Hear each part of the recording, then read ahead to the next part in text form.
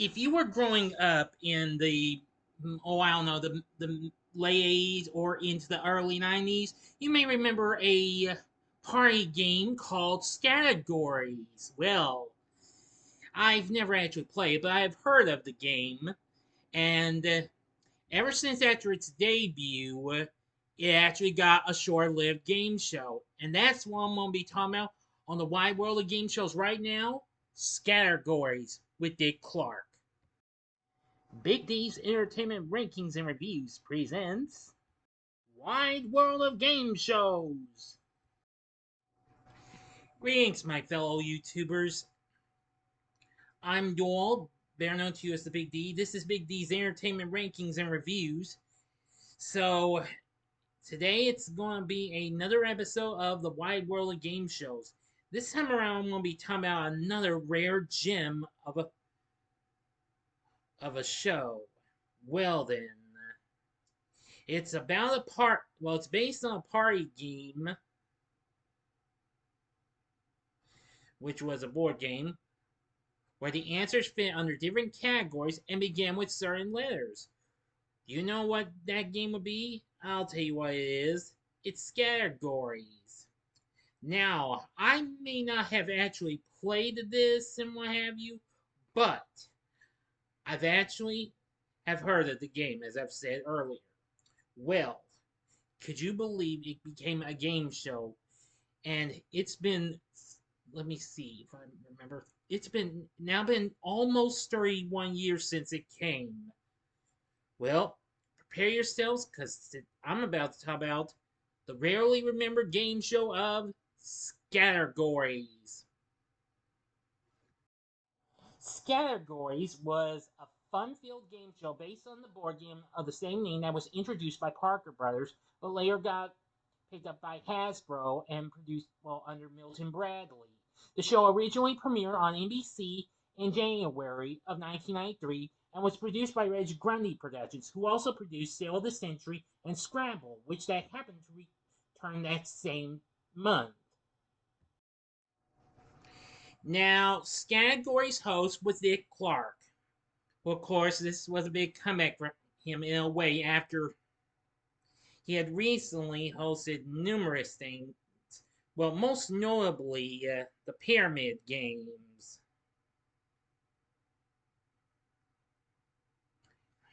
And I'm trying to check, yes. Well, this would be a return for him after he had hosted the syndicated game show The Challengers in 1990.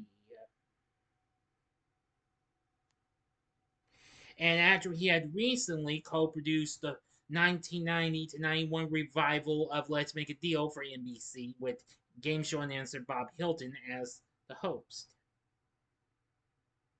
Well, I'm going to say Clark hosted this game, and its announcer was Charlie, the oddly named, don't get confused with the familiar, animated character, Charlie Tuna, who also returned to be the announcer for Scrabble. Now then, it was the next to last American game show to be produced by Reg Grundy Productions. Now, of course, let's see. Yeah, now, apparently, I will say this was really surprising. Now, of course, Grundy's last series to be produced for American television was Small Talk, which aired on the Family Channel, now Freeform. Okay, now for the gameplay of the game, two teams of four competed on each episode. One team consisted entirely of women and the other of men. This was a battle of the sexes. This, of course, was based on the board game of the same name and featured a panel of five celebrities instead of being physically present in the studio. Though the panelists videotaped their responses to the game questions in advance. They also recorded introductions for Clark and dialogues leading into and out of commercial breaks. Now, here are the rules. In the main game, the team in control was given 15 seconds to name up to 6 items that fit a stated category and began with a specified letter of the alphabet. Now, contestants had to raise their hands before answering and could not confer with their teammates. No contestant could give two consecutive responses, and an individual word could be used in no more than two answers. The team scored 1 point for each answer given within the time limit, after which the opposing team was then given an opportunity to challenge any responses they believed were considered unacceptable. Challenges were settled by a majority vote among a panel of 5 judges chosen from the studio audience. The team in control gained or lost 1 point for each response accepted or rejected by the panel, respectively. After the challenges were finished, if any, the team chose 4 celebrity panelists, one at a time, whose responses to the category and letter were then played back. The team scored 1 additional point for each panelist's response that was on their list. Now then, thinking here. Now, if they mention one of the words that's on the list, they lose a point. Early in the show's run, the host stated a category or letter at the beginning of the first round. The first contestant to buzz in and gave an acceptable response scored a point and secured initial control for his or her team. Later, the toss-up was dropped and the challengers played first. Some former contestants were invited to serve as judges during the latter portion of the run. 2 rounds were played, with each team having control for 1 turn per round.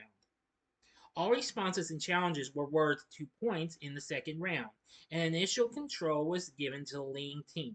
The high scorers at the end of the second round won the game and $500. In the event of a tie, a toss-up similar to the first round starter was played. The first contestant to buzz in and give an acceptable response won them the game, of course. Teams remained on the show until they were defeated or won 5 consecutive matches. Now for the bonus round. One final category was played, with each celebrity giving one answer that started with a different assigned letter. The team had 25 seconds to provide 2 answers for each of these 5 letters, playing through them in an order specified by the host. Once the time ran out, any celebrities associated with unacceptable answers were taken out of play, as were any for whom the team had failed to give 2 answers. The answers given by the remaining unlocked celebrities were then revealed.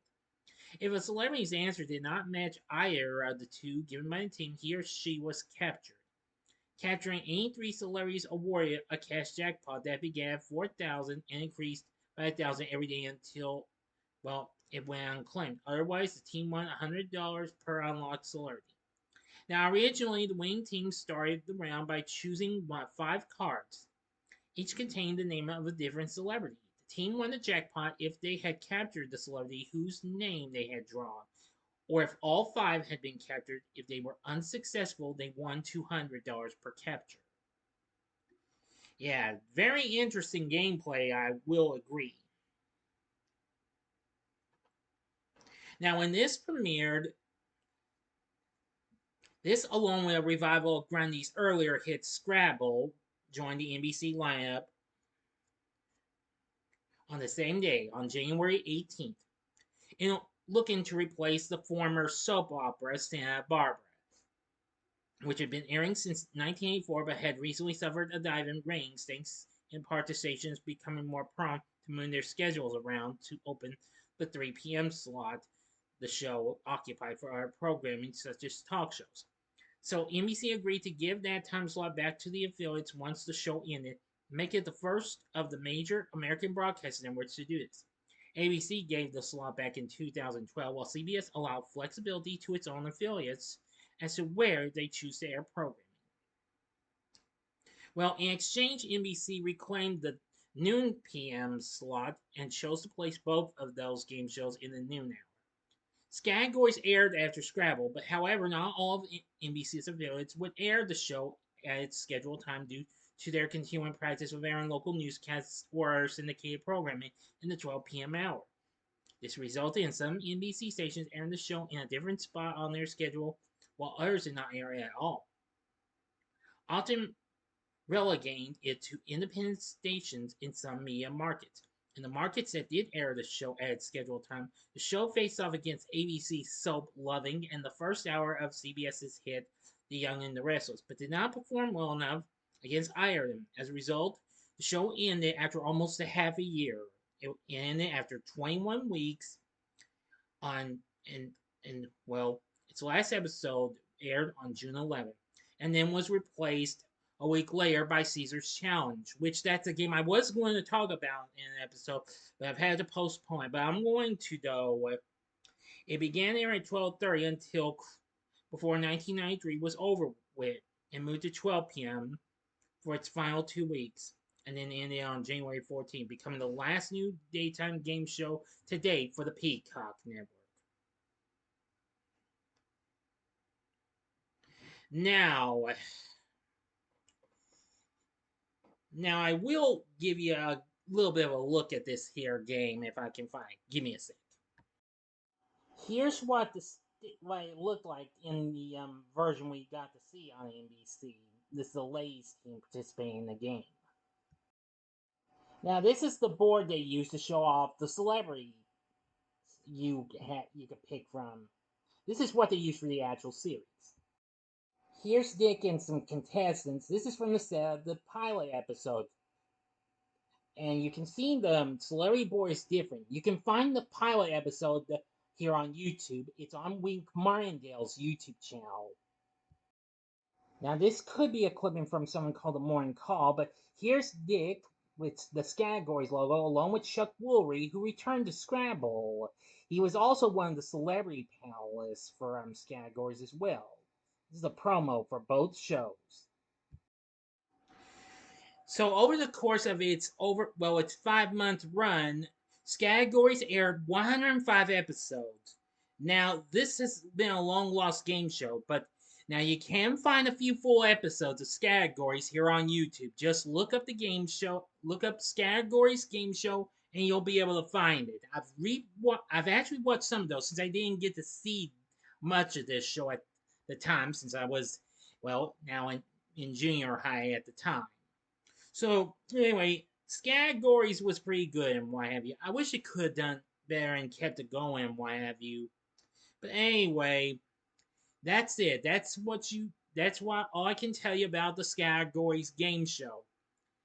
If you do remember this here board game, and you are curious about this game show, then I'd say give it a watch.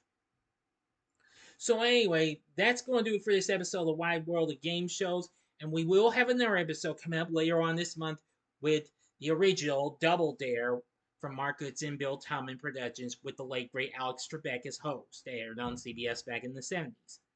So what did you think of the Scattergories game show? Have you ever seen this show before? Let me know in the comments section below. If you liked the video, click the like button, subscribe, and be a part of the Big D Nation. And join me next time when I bring to you the first of 2 anniversary reviews. First up will be At First Sight. So if you like this, consider checking out my Wide World Game Shows episodes on Reg Grundy produced two big hits. The upper left-hand corner is the episode on Sale of the Century, and the upper right-hand corner is the episode on Scrabble. Or if you'd like another game show based on a board game, go to the bottom left-hand corner and see the episode I did on Monopoly. And the bottom right-hand corner is the button you can click to subscribe. If you like rankings and reviews on movies, TV, music, video games, etc., as well as Wide World of Game Shows, then I'm your guy. Thanks for watching. Until next time, I'm the Big D saying, see ya.